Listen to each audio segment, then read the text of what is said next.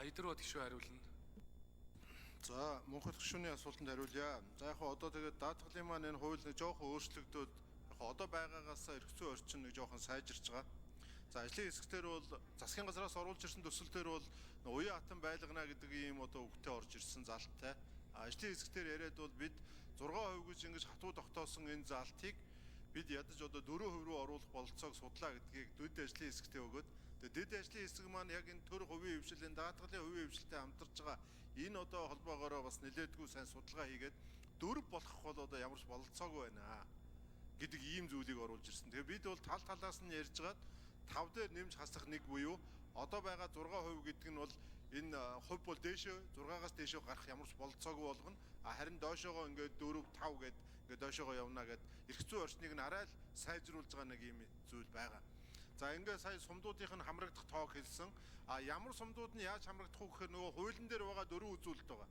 Даатгалд хамрагдсан, хорогдол өдр гэдэг нэг 4 гол зүйл заалтууд байгаа. Эндээ хамрагдаж чадсан одоо даатгалын хэмжээ, малчин өрхийн тоо, за зүү бус хорогдлын тоо гэд энэ 4 хүчин зүйлийг үндэслэж 4 байх уу, 5 байх уу гэдгийг тогтоох ийм зүйл байгаа гэдгийг би танд хэлье. За дараагийн асуудал нь бол тэр хэтэрхий доошоо орчуул болохгүй гэдэгтээ бас санал нэг байгаа. Үнэхээр одоо энэ яг юу гэдгийг жолоочийн албан журмын даатгалыг даатгахын төлөө энэ даатгалын компаниуд ч нь бол өдөр шөнөгүй ийм маркетинг сурталчилгаа хийж штэ. Тэр бол албан журмынх, тийм ээ. Аль нь их даатгах уу гэд. Орон нутагт автомашины үзлэг хийгдэхэд бол тэр одоо суман дээр хийгдэж байгаа тэр үзлэгийн одоо тэгэл машиныг даатгахын төлөө эднэр бол ингээд 5 6 7 агентууд нь суудсал нааш чааш чангаагаал ингээд суучдаг.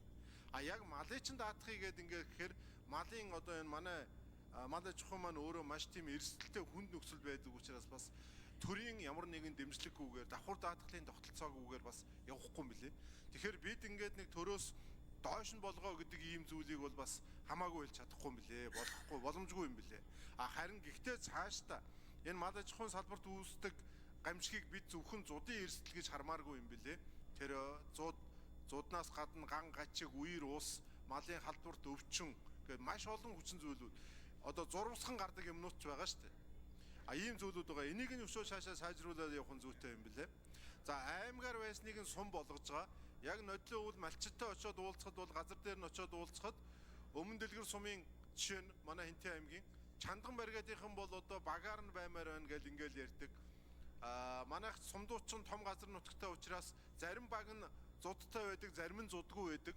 Үүнээс болоод нөгөө сумынхаа дүнгээр, аймгийнхаа дүнгээр 6% та хүрдэггүй өдргээд олон Банзаргчийн төвшин гişүү.